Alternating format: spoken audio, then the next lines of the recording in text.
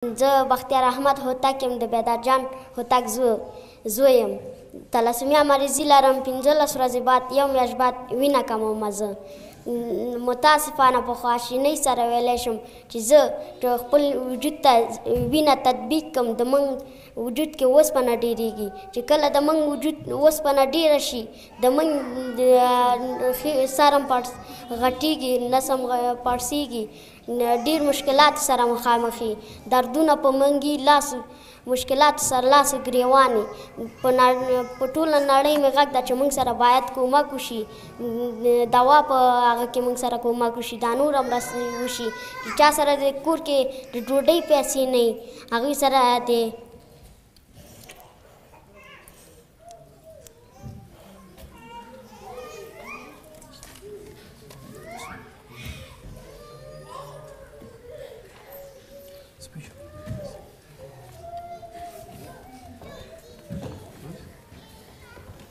تا سره په څنګ کې ولاړې شو، لاړم شو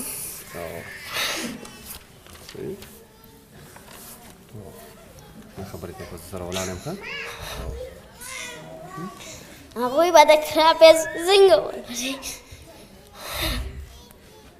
او ډېره زیاته مننه کوو هغه کسانو نه چې موږ ته هره میاشت نوی ژوند راکوي، او هغه ډېره زیاته مننه په انګېښون نه کوو.